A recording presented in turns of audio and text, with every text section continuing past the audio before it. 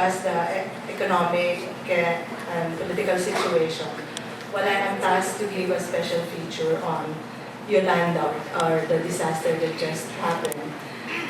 Because when we had an outline discussion, we realized that the disaster actually, in just a matter of 2 weeks, presented a microcosm of what we are actually experiencing as a crisis, as a people. And amazing siya kung paano niya ipinakita yung features ng ating crisis. So it's a challenge because I shouldn't be as talkative as Sunny because medyo short na yung oras natin. Pero dahil nire-represent nga niya yung maraming features, baka hindi ako mangangako, baka mapahaba rin tayo. Yung unang feature of the Aquino presidency is that, of course, it failed to think, no? Before and after the disaster. This is something that's being taught to us sa grade 4, the climatological and geographic features of the Philippines. So it is not as though that the Philippine president or the Aquino presidency or the Aquino government is not aware of the natural disasters or of the country's exposure to natural hazards. Next slide, please. Ayan, di ba familiar yan? The country is composed of 7,100 islands, therefore it is mostly low-lying areas ito, therefore it is exposed to sea level rise. It has the longest coastline in the world, therefore it is susceptible to storm surges. The Philippines has mountainous topography with steep slopes, which sits on a fault system that has complex network and runs all throughout the archipelago, making the country vulnerable to landslides and mudslides.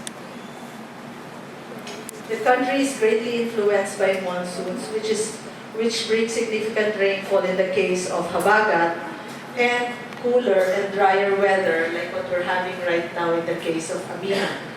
By its location, the Philippines is exposed to the ENSO, or El Niño Southern Oscillation, which is the cyclical warming and cooling of the Pacific Ocean that runs along Ecuador, Chile, and Peru, but brings significant impact also on the Southwest Pacific Basin hanggang sa Philippine archipelago.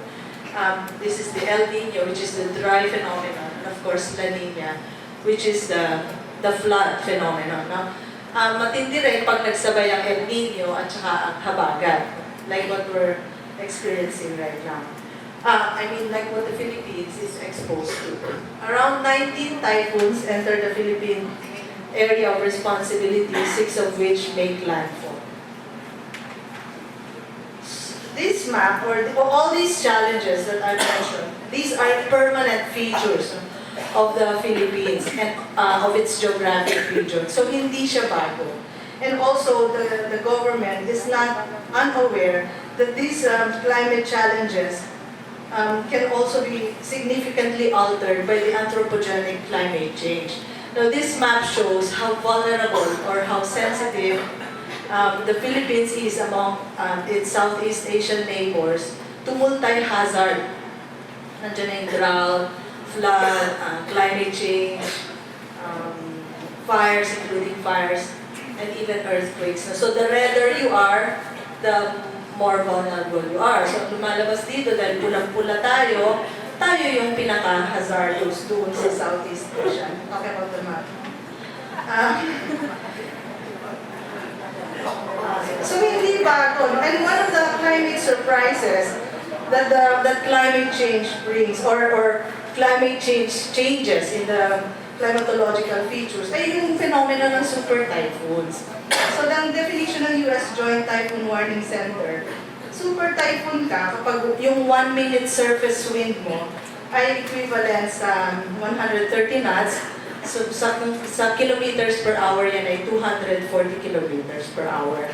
So, ang super-typhoons natin, next slide please, 5 of the 10 typhoons na merong ganung lakas, no, ay nangyari in the 2000s. At 4 dito ay nangyari sa ilalim ni President Aquino. Ito yung Juan. Ayan, nakikita niyo ba? Siya yung Juan, Pedrin, Pablo, and Yolanda. Um,